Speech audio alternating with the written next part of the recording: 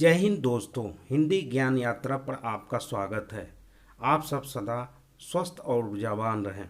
सर्वप्रथम आप सबको रक्षाबंधन की शुभकामना। यह त्यौहार भाई बहन के पवित्र रिश्ते का सूचक है। आपके सम्मुख हिंदी व्याकरण के 10 प्रश्नों का अभ्यास श्रृंखला उपस्थित है। यह सभी तरह के प्रतियोगी परीक्षाओं में सफलता प्राप्ति हेतु उपयोगी सिद्ध होगा। तो शुरू करते हैं। पहला प्रश्न है, हिंदी भारत की भाषा है। ब्रज भाषा, संपर्क भाषा, राष्ट्रभाषा, तीनों। सबसे पहले यह समझते हैं कि भाषा क्या है। वह साधन जिसके माध्यम से हम अपनी भावनाओं और विचारों को परस्पर आदान प्रदान करते हैं, भाषा कहलाती है। हमारे देश के एक बड़े भूभाग में हिंदी भाषा का प्रयोग होता है। देश की जनसंख्या के अधिकांश लोग हिंदी भाषा का उपयोग करते हैं, अतः यह एक संपर्क भाषा है।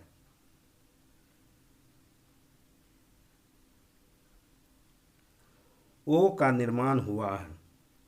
दो मूल स्वर मिलकर संयुक्त स्वर का निर्माण करते हैं।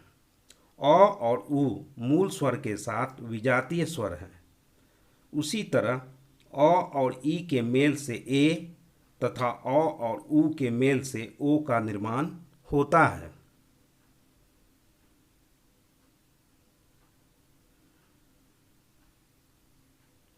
स्वल्प का संधि विच्छेद होगा। स्वल्प यन संधि के अंतर्गत आता है।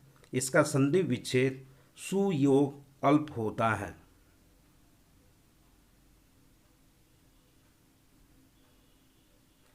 दिए गए शब्दों में शुद्ध शब्द है। इन विकल्पों में पर्याप्त शुद्ध शब्द है।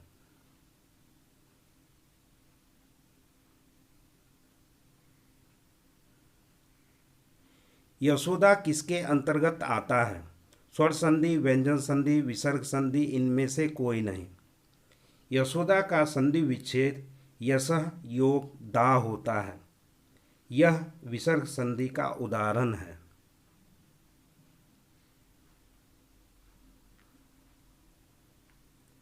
अवधेश में कौन सा समास है? बहुब्रीहि समास, कर्मधारय समास, तत्पुरुष समास, अव्ययीभाव समास। अवधेश का समास विग्रह अवध के ईश्वर हैं जो होता है। अब प्रश्न उठता है, अवध के ईश्वर कौन है? प्राचीन काल में अवध कौशल राज्य के रूप में जाना जाता था, जिसकी राजधानी अयोध्या थी। अयोध्या के राजा श्री राम जो ईश्वर थे, इसलिए उन्हें अवधेश कहा जाता है। जब दो पदों के मेल से किसी तीसरे पद या अर्थ का निर्माण हो, वहाँ बहुब्रीहि समास होता है। इसमें दोनों पद गौण होते हैं।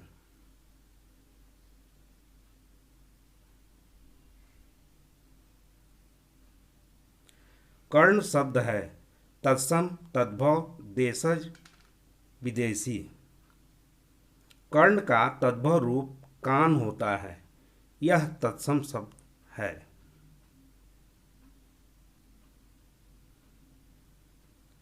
व्युत्पत्ति की दृष्टि से पुस्तक शब्द है। रूढ़ शब्द, यौगिक शब्द, योगरूढ़ शब्द, इनमें से कोई नहीं। पुस्तक को अलग अलग करने पर ये निरर्थक शब्द बन जाते हैं। ऐसे शब्द रूढ़ शब्द कहलाते हैं।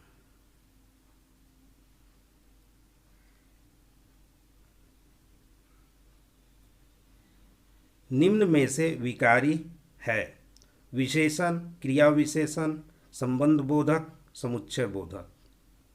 रूपांतर की दृष्टि से शब्द के दो भेद होते हैं, विकारी और अविकारी शब्द। विकारी शब्द के अंतर्गत संज्ञा, सर्वनाम, क्रिया तथा विशेषण आते हैं। ये लिंग वचन कारक के अनुसार परिवर्तित हो जाते हैं, परंतु अविकारी शब्द में इसका कोई प्रभाव नहीं पड़ता। इनका समान रूप बना रहता है। क्रिया विशेषण संबंध बोधक, समुच्चय बोधक तथा विस्मयादि बोधक अविकारी शब्द होते हैं। इनमें विशेषण विकारी शब्द है।